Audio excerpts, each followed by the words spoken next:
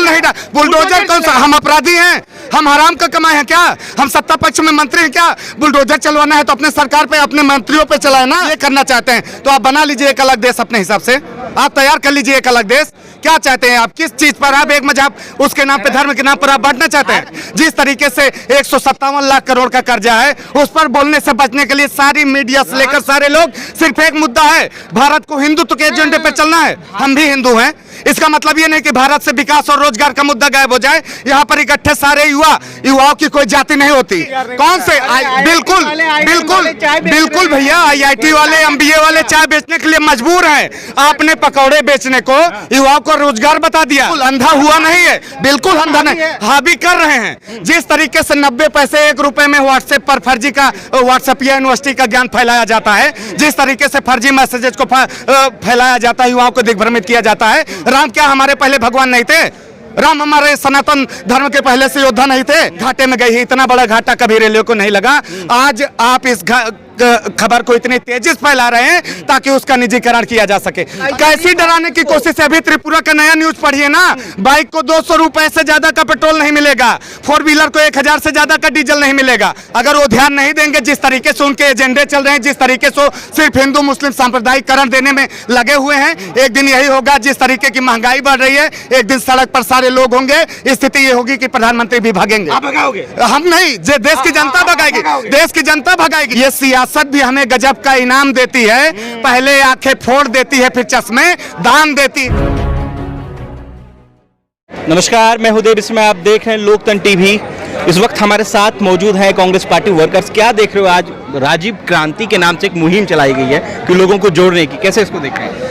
आज के समय में देश में जिस तरीके की घटनाएं हो रही हैं, जिस तरीके का भी देश का क्रियाकलाप चल रहा है, उसको देखते हुए आज के समय में चूंकि भारतवर्ष पूरे विश्व में सबसे ज़्यादा युवा प्रधान देश है और युवाओं को लेकर, युवाओं की आवाज़ को रखने के लिए, विकास के मुद्दे और रोजगार को लेकर, सड़क से लेकर संसद तक लड़ने के लिए आज राजीव गांधी जी के शहादत दिवस पर हम लोगों ने युवाओं का एक वो रखा है और राजीव क्रांति के नाम से हम लोग एक मुहिम की शुरुआत कर रहे हैं, जिसका मूल उद्देश्य है कि पूरे भारतवर्ष को एक करना और भारत जोड़ो का आज से नारा दिया जा रहा है हम लोगों के यूथ कांग्रेस के द्वारा। एक नहीं था, एक ही था, लेकिन अभी जिस तरीके से देश में मौजूदा समय में सांप्रदायिक ताकतें देश का बंटवारा कर रही हैं, जाति के नाम पर, धर्म के नाम पर, क्षेत्र के नाम पर, भारत देश पहले भी एक था, आध्यात्मिक समय से, सनातन समय से एक था, और बीच में ये 7-8 साल की सरकार में आज भारत को जातिगत श्रेणी में और धर्म के नाम पर बांटा जा रहा है। और हम लोग चाहते हैं, बांटा नहीं जा रहा, हिंदू राष्ट्र बनाने की कोशिश है। हिंदू राष्ट्र क्यों? हिंदू राष्ट्र अभी तक घोषित क्यों नहीं किया आपने? बिल्कुल चाहिए, हिंदू का और मुस्लिम का मुद्दा नहीं है।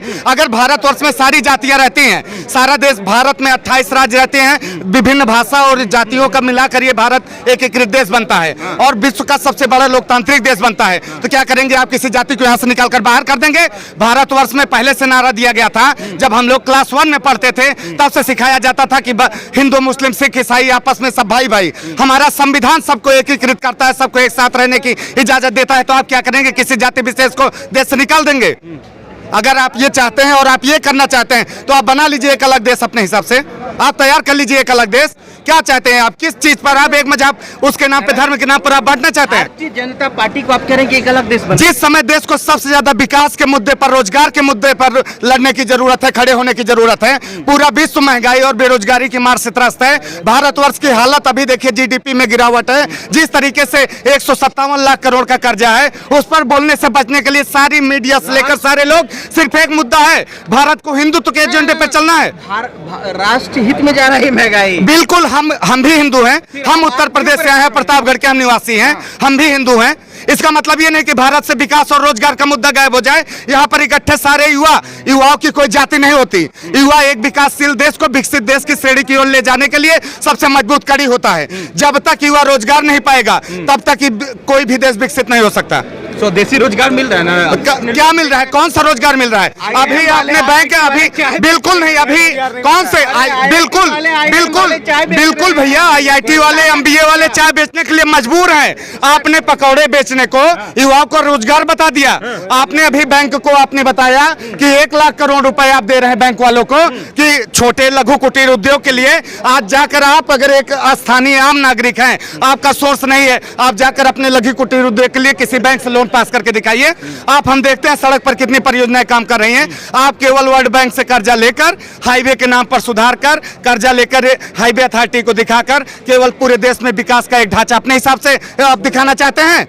नहीं सुनिए, ये क्या ये वास्तव में भारत जो है धर्म की आड़ में अंधा हो चुका है? बिल्कुल बिल्कुल अंधा हुआ नहीं है, बिल्कुल अंधा नहीं, हावी कर रहे हैं। जिस तरीके से 90 पैसे 1 रुपए में व्हाट्सएप पर फर्जी का व्हाट्सएप या यूनिवर्सिटी का ज्ञान फैलाया जाता है, जिस तरीके से फर्जी मैसेजेस को फैलाया जाता है, युवाओं को दिग्भ्रमित किया जाता है। राम क्या हमारे पहले भगवान नहीं थे? राम हमारे सनातन धर्म के पहले से योद्धा नहीं थे? पहले से राजा राम नहीं थे? हम लोग उनको नहीं पूछते थे?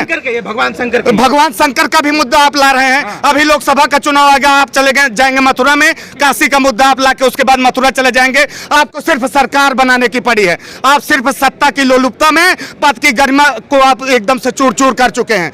आप खोए हैं सिर्फ किस लिए? देश बिक जाए। अभी आपके पूरे इतिहास में, भारतवर्ष के इतिहास में 26,500 करोड़ रुपए पहली बार रेलवे घोटाले में गई है। इतना बड़े घाटे में गई है, इतना बड़ा घाटा कभी रेलवे को नहीं लगा। आज आप इस खबर को इतनी तेजी से फैला रहे हैं ताकि उसका निजीकरण किया जा सके। अरे भैया, आपकी ऐसी कौन सी स्ट्रेटजी है? आपके पास कोई प्लान है? आप सरकारी किसी विभाग को फायदे में नहीं लाना चाहते हैं।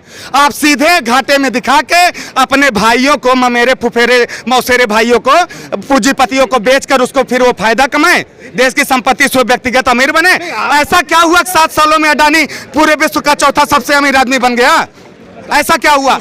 अमित शाह के लड़के जयशाह के पास ऐसा कौन सा ट्रिक है कि 16 गुने संपत्ति उनकी रातों रात 1 साल में बदल जाती है? वो 1600 करोड़ के मालिक हो जाते हैं। ऐसा क्या चल रहा है? वो फार्मूला हमको भी बता दें, एक गरीब युवा को भी बता दे, वो भी कमाए, वो भी विकास करे, वो भी फैक्ट्री लगाए, तब जाने कर क्या रहे हैं। जो देश में सबसे जरूरी मुद्दा है, आधारभूत मुद्दा है, शिक्षा और स्वास्थ्य का है। आपने इस बार संसद भवन में बजट पेश किया, आपने शिक्षा के बजट में भी कटौती कर दी, आपने यूजीसी के मानक को बदल के रख दिया। आप ऐसा क्या कर रहे हैं शिक्षा के क्षेत्र में? स्वास्थ्य के क्षेत्र में आपने क्या किया? ये गिनाएं। ये पूछते हैं 60 साल में कांग्रेस ने क्या किया। मैं बताता हूँ, 60 साल में कांग्रेस ने लगभग 4.5 लाख हॉस्पिटल बनवाए, लगभग 5.5 लाख स्कूल दिए। 60 साल में कांग्रेस ने युवाओं को, गरीबों को पढ़ने की व्यवस्था दी, केंद्रीय विद्यालय दिया, नवोदय विद्यालय दिया, हर जगह पे उन्होंने युवाओं को पढ़ने की व्यवस्था दिया। बड़ी बड़ी यूनिवर्सिटीज को 5 साल में योगी ने 8 एयरपोर्ट दिए।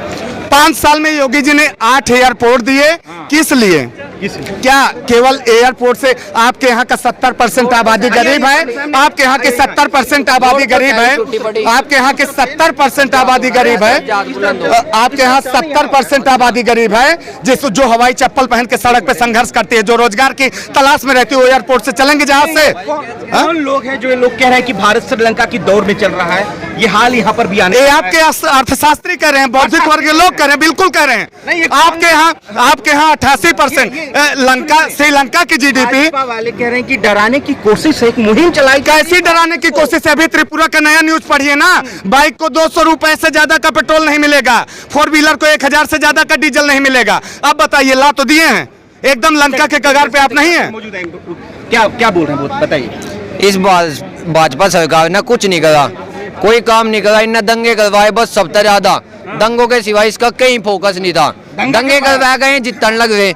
ये भी ननू दिख रहा है, एक तरफा हिंदू है। कांग्रेस शासनकाल में हिंसा हुई थी, पर एक तरफा नहीं हुई थी ना, एक तरफा कर रखी, एक तरफा कर रखी ना। तो बोले भैया धर्म है, इस पर ले लो जोर, दे दो पूरा जोर। ये और कुछ है इन पर, कोई और मुद्दा हिंदू मुसलमान के। जब भी इलेक्शन आवेंगे, जब भी देख लो आप, या तो बॉर्डर पे लड़ाई मिलेगी या फिर देश के भीतर लड़ाई मिलेगी, और उसी तरह जीतता। उस श्रीलंका पे लगातार बात कर रहे थे, क्योंकि भारतीय जनता पार्टी के वर्कर्स ने जिस तरीके से आरोप लगाया है कि कांग्रेस के लोग जो है दिग्भ्रमित कर रहे हैं, किनको? पूरे देश को, कि श्रीलंका जैसी एक स्थिति जो है यहाँ पर उत्पन्न की जा रही है कांग्रेस के द्वारा। ये लगातार भाजपा के द्वारा आरोप है, इसको कैसे आप करेंगे? बिल्कुल कोई आरोप नहीं है, भाजपा भी डरी है। कांग्रेस चूंकि सड़क पे उतर के हर जगह संघर्ष कर रही है। गरीब, मजलूम, बेसहारा गरीब तबके के लोगों की आवाज हर जगह सड़क से लेकर संसद तक लड़ाई लड़ी जा रही है। स्थिति है कि नहीं? बिल्कुल श्रीलंका जैसी स्थिति होने की कगार पर है भारत का, और उसके लिए जिम्मेदार यहाँ की अभी मौजूदा सत्ता पक्ष है और ये लोग हैं जो ये व्यवस्थाएं चला रहे हैं। तो जो प्रधानमंत्री वहां से देश छोड़कर भाग गए, यहाँ भी ऐसी नीति है? बिल्कुल होगा, अगर वो ध्यान नहीं देंगे। जिस तरीके से उनके एजेंडे चल रहे हैं, जिस तरीके से सिर्फ हिंदू मुस्लिम सांप्रदायिकरण देने में लगे हुए हैं, एक दिन यही होगा। जिस तरीके की महंगाई बढ़ रही है, एक दिन सड़क पर सारे लोग होंगे, स्थिति ये होगी कि प्रधानमंत्री भी भागेंगे। आप भगाओगे? हम नहीं, देश की जनता भगाएगी, देश की जनता भगाएगी। एक बात समझ लीजिएगा भैया कान खोल के, एक शायरी के माध्यम से आपको एक बात कह रहा हूँ, ये सियासत भी हमें गजब का इनाम देती है। पहले आंखें फोड़ देती है, फिर चश्मे दान देती है। आज आपको बता देना चाहता हूँ कि आप जिस तरीके का चश्मा, आप जिस तरीके का आंख, हम किसी ने फोड़ने की बात कर रहे हैं, हम बात कर रहे हैं कि आज के समय में युवा जाग रहा है। वो बहुत दिन तक आपके हिंदू मुस्लिम सांप्रदायिक खेल में फंसने वाला नहीं है। बिल्कुल डर नहीं लगता, अपने हक की आवाज उठाएंगे। हम युवा हैं, अपने हक के रोजगार और विकास के मुद्दे की बात करने में डर कैसा, क्यों डरेंगे? और एक बात सुनिए, युवाओं के विकास के मुद्दे की बात को उठाने में अगर मेरे ऊपर FIR होता है, जेल भेजा जाता है, बिल्कुल नहीं डर। बुलडोजर कौन सा, हम अपराधी हैं? हम हराम का कमाए हैं क्या? हम सत्ता पक्ष में मंत्री हैं क्या? बुलडोजर चलवाना है तो अपने सरकार पे, अपने मंत्रियों पे चलाए ना। जो TET में जिनका नाम आया था पर्चे घोटाले में, लीक कराने पेपर में, क्यों नहीं बुलडोजर चला? हम क्यों चलवाएंगे? हम क्यों चलवाएंगे? गुजरात में उनकी सरकार है, चलवाए ना। अगर उनके खिलाफ मामला हो, क्यों नहीं चलवाते हैं? एक बात समझ लीजिए, इनके पास एक मशीन है जिसमें डाल के कोई भी नेता इनके यहाँ आता है, पहले रहता है तो बागी रहता है, वो दागी रहता है। जब इनके यहाँ आता है तो उस मशीन से डाल के निकाल देते हैं और वो शुद्ध हो जाता है।